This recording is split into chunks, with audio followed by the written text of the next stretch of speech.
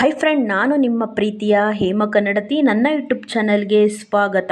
ಇವತ್ತು ನಾನು ಮಾಡ್ತಾಯಿದ್ದೀನಿ ತುಂಬಾ ರುಚಿಕರವಾದ, ಬಾಯಿಗೆ ಚಪ್ಪರಿಸುವಂತೆ ಕರ್ಬೇವಿನ ಚಟ್ನಿ ಪುಡಿ. ಬನ್ನಿ ಅದು ಹೇಗೆ ಮಾಡೋದು ನೋಡೋಣ. ತುಂಬಾ ಚೆನ್ನಾಗಿರ್ತದೆ. ಬನ್ನಿ ಅದಕ್ಕೇನೇನು ಬೇಕು ನೋಡೋಣ. ನೋಡಿ, ನಾನು ಧನಿಯಾ ಕಾಳು ತೊಗೊಂಡಿದ್ದೀನಿ ಒಂದು 3 ಸ್ಪೂನಷ್ಟು. ನೋಡಿ, ಉದ್ದಿನ ಕಾಳು ತೊಗೊಂಡಿದ್ದೀನಿ ಒಂದು 3 ಸ್ಪೂನಷ್ಟು. ಕಡಲೆ ಬೀಜ ತಗೊಂಡಿದ್ದೀನಿ, ಹುರ್ಗಡ್ಲೆ ತಗೊಂಡಿದ್ದೀನಿ, ಕಡಲೆಬೇಳೆ ತಗೊಂಡಿದ್ದೀನಿ, ಒಂದು 10 ಒಣಮೆಣ್ಸಿಕಾಯಿ ತಗೊಂಡಿದ್ದೀನಿ. ನೋಡಿ, ಹುಣಸೆಹಣ್ಣು ತಗೊಂಡಿದ್ದೀನಿ ಒಂದು ನಿಂಬೆಹಣ್ಣು ಗಾತ್ರದಷ್ಟು. ನೋಡಿ, ಕರಿಬೇವು, ಜೀರಿಗೆ, ರುಚಿಗೆ ತಕ್ಕಷ್ಟು ಉಪ್ಪು, ಒಣ ಕೊಬ್ಬರಿ, ಬೆಳ್ಳುಳ್ಳಿ, ಮೆಣಸು, ಮೆಂತ್ಯ. ಬನ್ನಿ ಈಗ ಹೇಗೆ ಮಾಡೋದು ನೋಡೋಣ. ನೋಡಿ, ನಾನು ಕಡಲೆ ಬೀಜನ ಹುರ್ಕೊತಾ ಇದ್ದೀನಿ. ನೋಡಿ, ಒಂಚೂರು ಕೆಂಪಾಗೋ ತನಕ ಫ್ರೈ ಮಾಡ್ಕೊಳ್ಳೋಣ. ತುಂಬಾ ಚೆನ್ನಾಗಿರ್ತದೆ. ಚಪಾತಿಗಾಗಲಿ, ರೊಟ್ಟಿಗಾಗಲಿ, ಬಿಸಿ ರೈಸ್ಗಂತೂ ತುಂಬಾ ಚೆನ್ನಾಗಿರ್ತದೆ. ನೀವು ಟ್ರೈ ಮಾಡಿ, ಹೇಗಿತ್ತು ಅಂತ ಕಮೆಂಟಲ್ಲಿ ತಿಳಿಸಿ. ನೋಡಿ, ಇಷ್ಟು ಆದರೆ ಸಾಕು. ನೋಡಿ, ಈಗ ನಾನು ಧನಿಯಾ ಕಾಳು ಹಾಕ್ಕೊತಾ ಇದ್ದೀನಿ. ನೋಡಿ, ಈಗ ನಾನು ಉದ್ದಿನ ಕಾಳು ಹಾಕ್ಕೊತಾ ಇದ್ದೀನಿ. ಒಂಚೂರು ಕೆಂಪಾಗೋ ತನಕ ಈಗ ಫ್ರೈ ಮಾಡ್ಕೊಳ್ಳೋಣ. ನೋಡಿ, ಒಂದು ಸ್ವಲ್ಪ ಕಲ್ಲರ್ ಬಂದರೆ ಸಾಕು. ಸಣ್ಣ ಉರಿಲೇ ಹುರ್ಕೋಬೇಕು.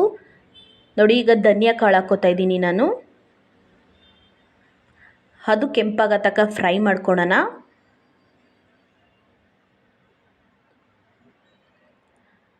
ನೋಡಿ, ನಾನು ಕಡಲೆಬೇಳೆ ಹಾಕ್ಕೊತಾ ಇದ್ದೀನಿ ಈಗ. ನೋಡಿ, ಈಗ ಸಣ್ಣ ಉರಿಲೇ ಚೆನ್ನಾಗೆ ಕೆಂಪಾಗೋ ತನಕ ಈಗ ಫ್ರೈ ಮಾಡ್ಕೊಳ್ಳೋಣ. ನೋಡಿ, ಸೀಸ್ಕೊಂಡ್ರೆ ತುಂಬ ಚೆನ್ನಾಗಿರಲ್ಲ ಚಟ್ನಿ ಪುಡಿ. ಸಣ್ಣ ಉರಿಲೇ ಫ್ರೈ ಮಾಡ್ಕೋಬೇಕು, ಈ ಥರ ಕೆಂಪಾಗೋ ತನಕ. ನೋಡಿ, ಈಗ ನಾನು ಕೊಬ್ಬರಿ ಹಾಕ್ಕೊತಾ ಇದ್ದೀನಿ, ಒಣಮೆಣ್ಸಿಕಾಯಿ ಹಾಕ್ಕೊತಾ ಇದ್ದೀನಿ. ನೋಡಿ, ಚೆನ್ನಾಗಿ ಒಂದು ಸ್ವಲ್ಪ ಬಿಸಿ ಆಗೋ ತನಕ ಫ್ರೈ ಮಾಡ್ಕೊಳ್ಳೋಣ. ನೋಡಿ, ಒಂದು ಸ್ಪೂನಷ್ಟು ಜೀರಿಗೆ ಹಾಕ್ಕೊತಾ ಇದ್ದೀನಿ. ಒಂದೇ ಒಂದು ಸ್ಪೂನಷ್ಟು ಮೆಂತ್ಯ ಕಾಳು ಹಾಕ್ಕೊತಾ ಇದ್ದೀನಿ. ಜಾಸ್ತಿ ಹಾಕ್ಕೊಬಾರ್ದು, ಇಸ ಆಗೋಗುತ್ತೆ. ಒಂದು 4 ಕಾಳು ಹಾಕ್ಕೊಂಡ್ರೆ ಸಾಕು. ನೋಡಿ, ಈಗ ಕೆಂಪಾಗೋ ತನಕ ಫ್ರೈ ಮಾಡ್ಕೊಳ್ಳೋಣ. ನೋಡಿ, ನಮ್ಗೆ ಮೇನ್ ಬೇಕಾಗಿರೋದೇ ಕರಿಬೇವು. ನಾನು ಕರಿಬೇವು ಹಾಕ್ಕೊತಾ ಇದ್ದೀನಿ. ಈಗ ಚೆನ್ನಾಗೆ ಈಗ ಫುಲ್ಲು ಪುಡಿ ಆಗಬೇಕು ಅಂತ ತನಕ ಈಗ ಫ್ರೈ ಮಾಡ್ಕೊಳ್ಳೋಣ ಚೆನ್ನಾಗೆ ಕರಿಬೇವನ್ನ.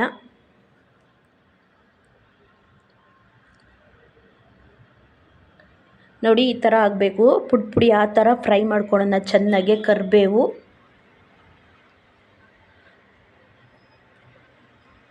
ನೋಡಿ, ನಾನು ಒಂದು 2 ಸ್ಪೂನಷ್ಟು ಎಣ್ಣೆ ಹಾಕ್ಕೊತಾ ಇದ್ದೀನಿ. ನೋಡಿ, ನಾನು ಅವಾಗ ಒಂಚೂರು ಹಿಂಗೆ ಹಾಕ್ಕೊತಾ ಇದ್ದೀನಿ, ಒಂದು ಸ್ಪೂನಷ್ಟು. ನೋಡಿ, ನಾನು ಅವಾಗೆ ಎಲ್ಲ ಹುರ್ಕೊಂಡಿರೋದನ್ನ ಎಣ್ಣೆ ಒಳಗಡೆ ಒಂದು 2 ಸಲ ಫ್ರೈ ಮಾಡ್ಕೊತೀನಿ ಚೆನ್ನಾಗೆ. ನೋಡಿ, ಸಣ್ಣ ಉರಿಲೇ ಮಾಡ್ಕೋಬೇಕು. ನೋಡಿ, ಈ ಥರ ಚೆನ್ನಾಗೆ ಫ್ರೈ ಮಾಡ್ಕೊಳ್ಳೋಣ ಎಣ್ಣೆಲಿ. ತುಂಬಾ ಚೆನ್ನಾಗಿರ್ತದೆ. ಬಿಸಿ ಅನ್ನಕ್ಕಂತೂ ಸೂಪರಾಗಿರ್ತದೆ. ನೀವು ಟ್ರೈ ಮಾಡಿ. ನೋಡಿ, ಇಷ್ಟಾದರೆ ಸಾಕು.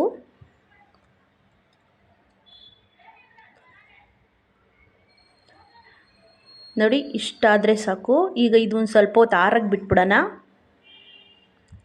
ನೋಡಿ, ಹಾರ್ಕೊಂಡಿದೆ ಇದು.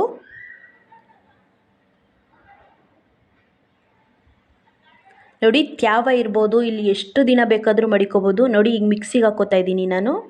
ನೋಡಿ, ಮಿಕ್ಸಿ ಒರೆಸಿ ಮಡಿಕೊಂಡಿದ್ದೀನಿ.